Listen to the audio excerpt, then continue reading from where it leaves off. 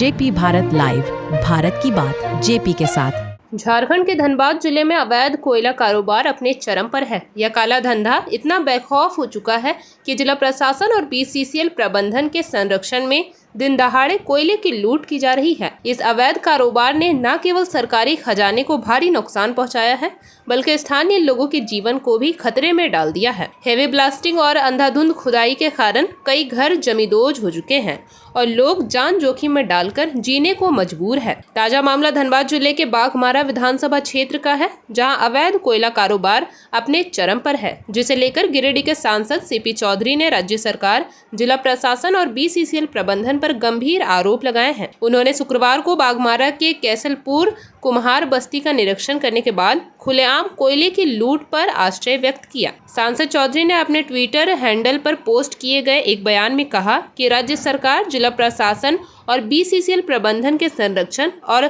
साठगांठ में यह अवैध कोयला कारोबार फल फूल रहा है, जिससे बाघमारा खोखला हो रहा है। उन्होंने पुलिस प्रशासन पर भी विधि व्यवस्था संभालने के बजाय केवल वसूली में लगे होने का आरोप लगाया, जिसका खामियाजा आम जनता को भुगतना पड़ रहा है। उन्होंने बताया कि हेवी ब्लास्टिंग और अवैध खुदाई के कारण केशलपुर में 2 घर जमीन के नीचे धंस गए हैं और लोग अपनी जान जोखिम में डालकर जीवन गुजार रहे हैं। सांसद ने तुरंत बीसीसीएल प्रबंधक से बात की और 154 विस्थापित परिवारों के पुनर्वास तक कोयला उठाव, हेवी ब्लास्टिंग, खुदाई और अन्य कार्यों को बंद करने का सख्त निर्देश दिया।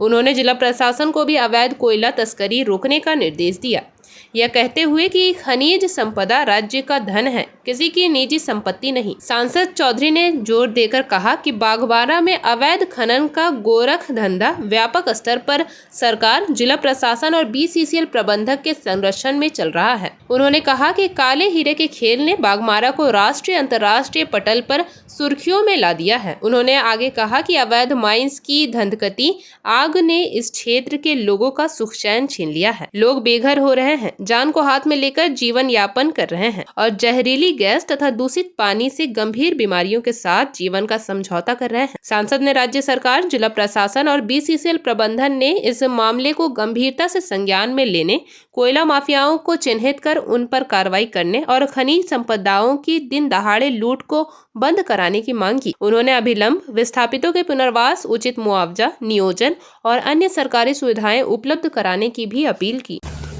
लोग अब घर छोड़ के भाग रहे हैं।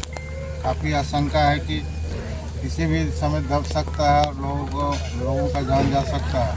तो इस परिस्थिति में लोगों ने सूचना दिया है, तो आज सभी लोगों से मिलने के लिए आए ताकि वस्तु स्थिति को जान सके और जिस प्रकार से बीसीसीएल प्रबंधन का रवैया निश्चित है, यहाँ के लोगों को सबसे पहले विस्थापित करना चाहिए।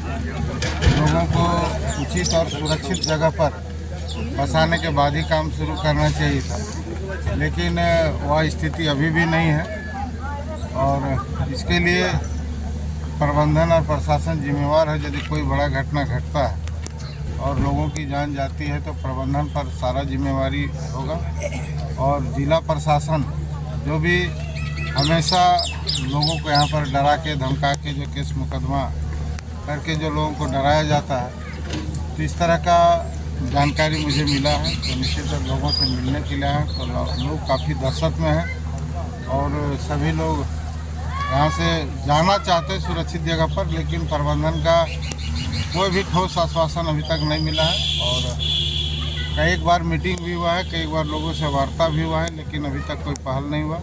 तो इस संबंध में पूरी जानकारी लेकर प्रबंधन से हम बात करें। वार्ता भी हुआ था सर, इसमें क्या कहना चाहते हैं? मैं पहले ही कहा कि मैं लोगों से मिलकर यहाँ की वस्तु स्थिति के बारे में पूरी जानकारी ले रहा हूँ। उसके बाद प्रबंधन से बात करेंगे तो फिर हम लोग भी आगे की कार्रवाई। 1 सप्ताह पहले सर यहाँ पर महिलाओं ने पुरुष सब मिल करके पुनर्वास की मांग किया। 3 लोगों पर लाठीचार्ज हुई, जिसमें कि कई लोग छोटे हुए थे, पढ़ते रहते। मैं अभी बात कर रहा हूँ लोगों से, लोग अपने पीड़ा को बता रहे हैं, इनकी बात को हम सही जगह पर।